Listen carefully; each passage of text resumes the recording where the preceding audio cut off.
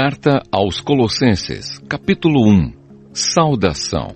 Eu, Paulo, apóstolo de Cristo Jesus, pela vontade de Deus, escrevo junto com o irmão Timóteo esta carta ao povo de Deus que mora na cidade de Colossos, os nossos fiéis irmãos em Cristo. Que a graça e a paz de Deus, o nosso Pai, estejam com vocês.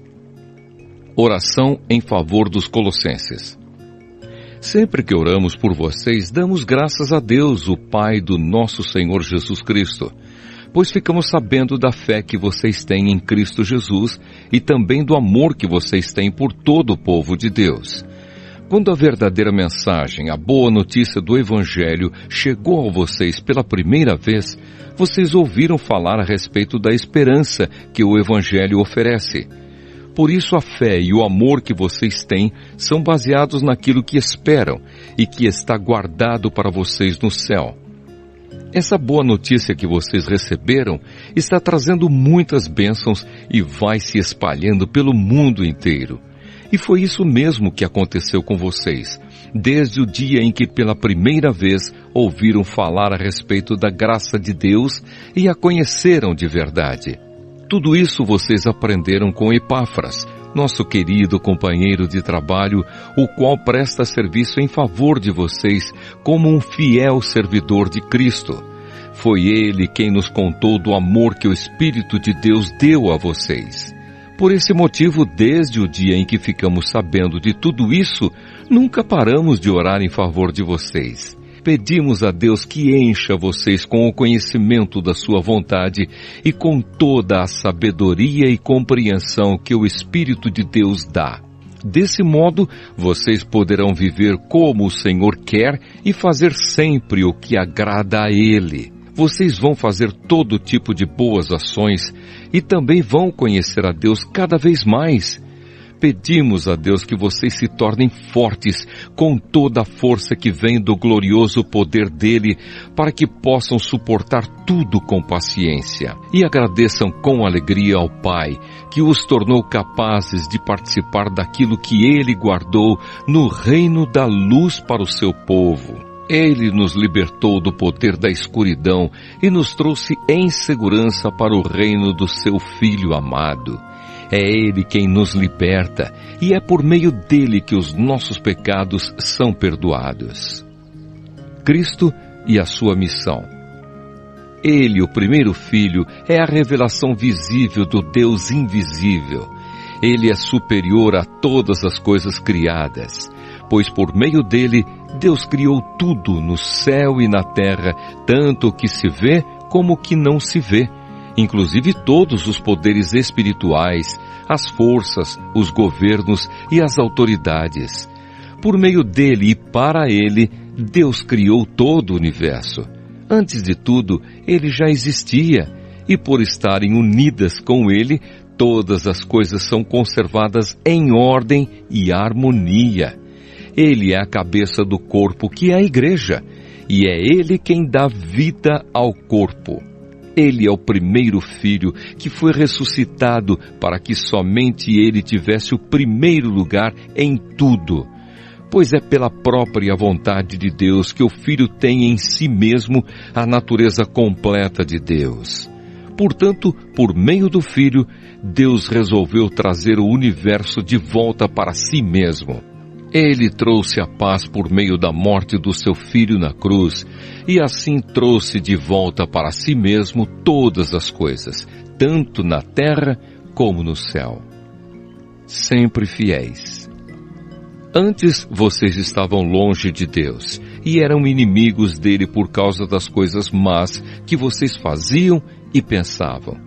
Mas agora, por meio da morte do seu Filho na cruz, Deus fez com que vocês ficassem seus amigos, a fim de trazê-los à sua presença para serem somente dele, não tendo mancha nem culpa. Mas é preciso que vocês continuem fiéis, firmados sobre um alicerce seguro, sem se afastar da esperança que receberam quando ouviram a boa notícia do Evangelho. Foi desse Evangelho que eu, Paulo, me tornei servo, e é esse Evangelho que tem sido anunciado no mundo inteiro. A missão e a mensagem de Paulo. Agora eu me sinto feliz pelo que tenho sofrido por vocês, pois o que eu sofro no meu corpo pela igreja, que é o corpo de Cristo, está ajudando a completar os sofrimentos de Cristo em favor dela. E Deus me escolheu para ser servo da igreja e me deu uma missão que devo cumprir em favor de vocês. Essa missão é anunciar de modo completo a mensagem dele. Essa mensagem é o segredo que ele escondeu de toda a humanidade durante os séculos passados, porém que agora ele revelou ao seu povo. O plano de Deus é fazer com que o seu povo conheça esse maravilhoso e glorioso segredo que ele tem para revelar a todos os povos. E o segredo é este: Cristo está em vocês, o que lhes dá a firme esperança de que vocês tomarão parte na glória de Deus.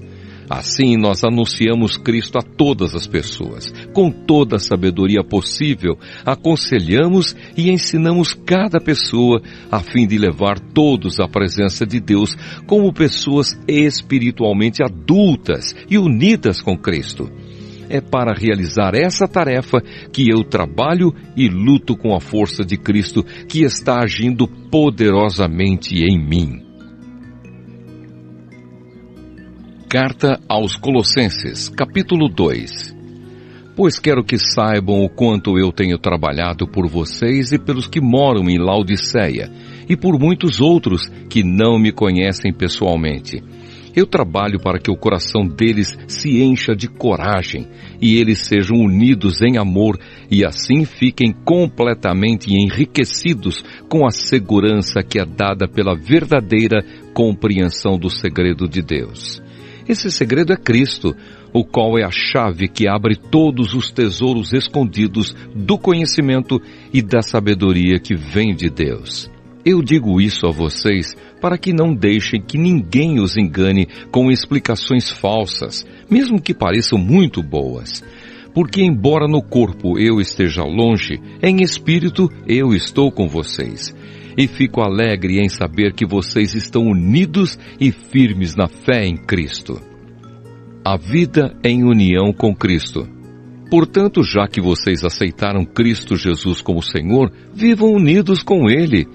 Estejam enraizados nele, construam a sua vida sobre ele e se tornem mais fortes na fé, como foi ensinado a vocês.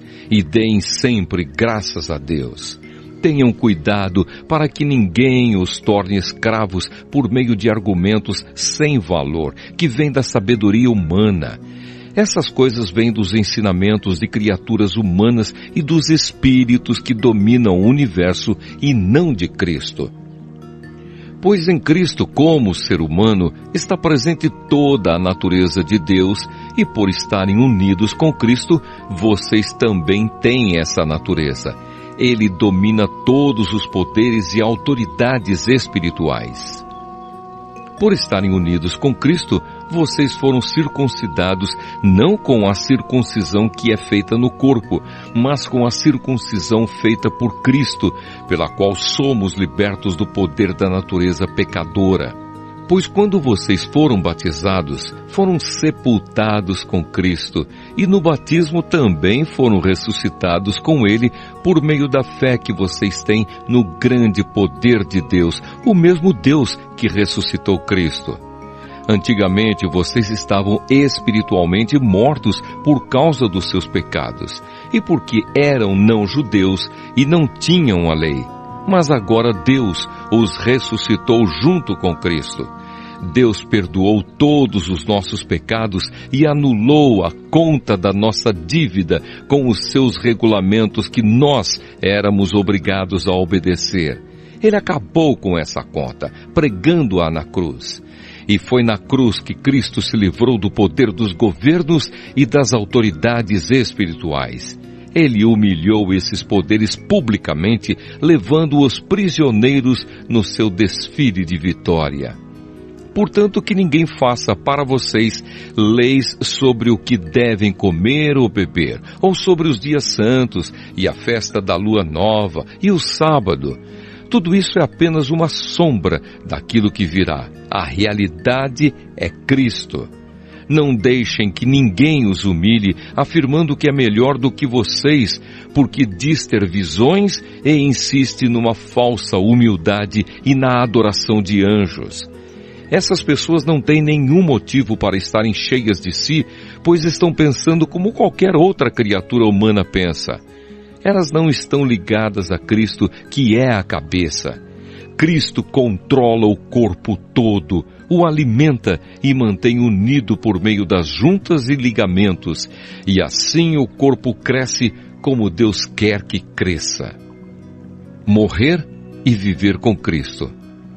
Vocês morreram com Cristo e por isso estão livres dos espíritos maus que dominam o universo. Então, por que é que vocês estão vivendo como se fossem deste mundo? Não obedeçam mais às regras como estas. Não toque nesta coisa. Não prove aquela. Não pegue naquela. Todas essas proibições têm a ver com coisas que se tornam inúteis depois de usadas. São apenas regras e ensinamentos que as pessoas inventam. De fato, essas regras parecem ser sábias, ao exigirem a adoração forçada dos anjos, a falsa humildade e um modo duro de tratar o corpo. Mas tudo isso não tem nenhum valor para controlar as paixões que levam à imoralidade. Carta aos Colossenses, capítulo 3. Vocês foram ressuscitados com Cristo, portanto ponham o seu interesse nas coisas que são do céu, onde Cristo está sentado ao lado direito de Deus. Pensem nas coisas lá do alto e não nas que são aqui da terra, porque vocês já morreram e a vida de vocês está escondida com Cristo, que está unido com Deus. Cristo é a verdadeira vida de vocês, e quando Ele aparecer, vocês aparecerão com Ele e tomarão parte na sua glória.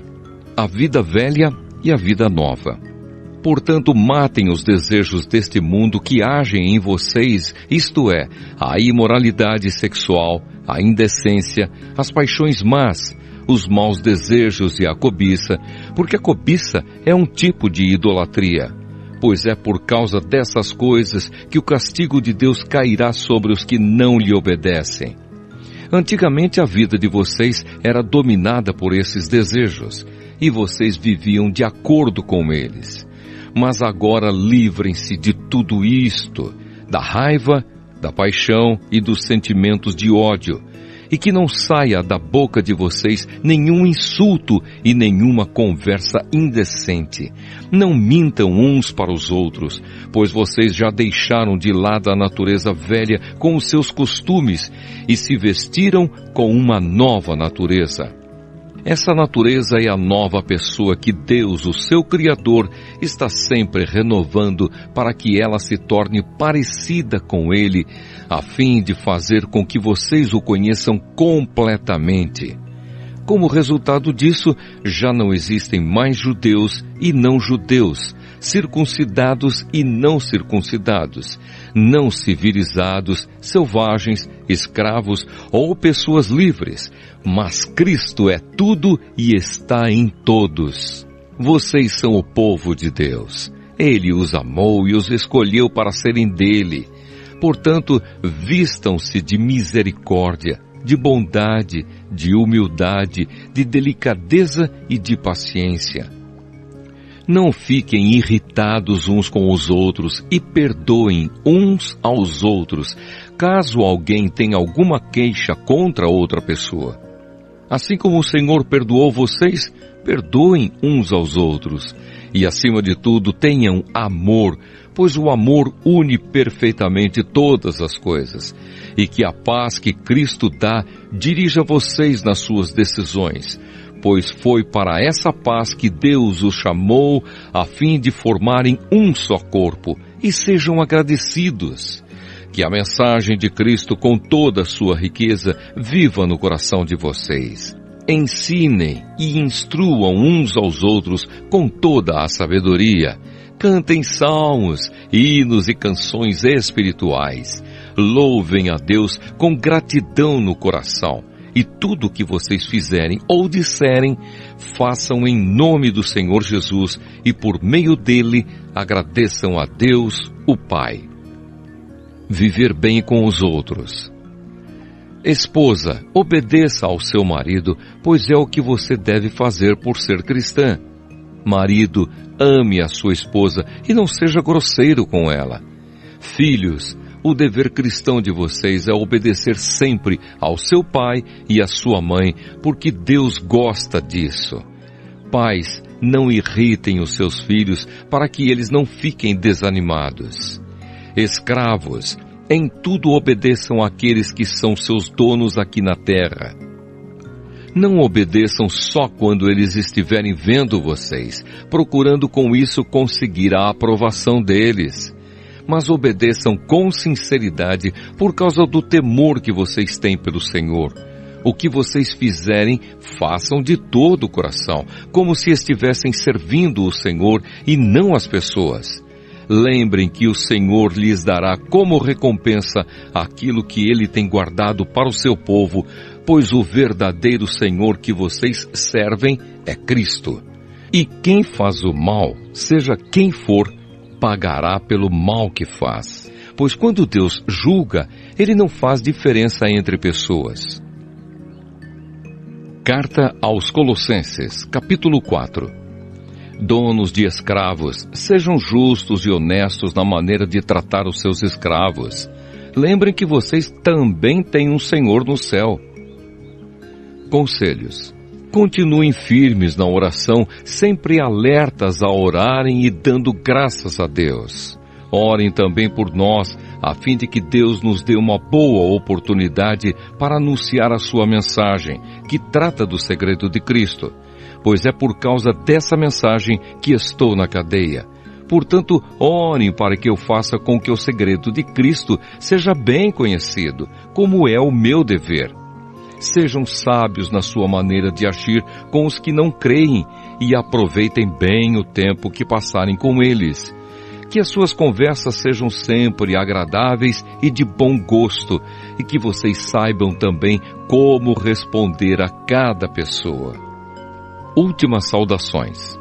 Tíquico, nosso querido irmão, trabalhador fiel e companheiro no serviço do Senhor, levará a vocês todas as notícias minhas. Eu o estou enviando para contar como todos nós vamos indo e assim animar vocês. Com ele vai Onésimo, o querido e fiel irmão que é da igreja de vocês. Eles vão lhes contar tudo o que está acontecendo aqui. Aristarco, que está na cadeia comigo, lhes manda saudações, e também Marcos, o primo de Barnabé. Vocês já têm orientação a respeito de Marcos para recebê-lo bem, se ele passar por aí. Josué, chamado o Justo, também manda saudações. Esses 3 são os únicos judeus convertidos que trabalham comigo para o reino de Deus e eles têm me ajudado muito. Epáfras, outro que é da igreja de vocês e é servo de Cristo Jesus, também manda saudações. Ele sempre ora com fervor por vocês. Ele pede a Deus que faça com que vocês sejam sempre firmes, espiritualmente maduros e prontos para cumprir tudo o que Deus quer. Eu posso afirmar que ele tem trabalhado muito em favor de vocês e pela gente de Laodiceia e de Hierápolis. Lucas, o nosso querido médico, e o irmão Demas mandam saudações.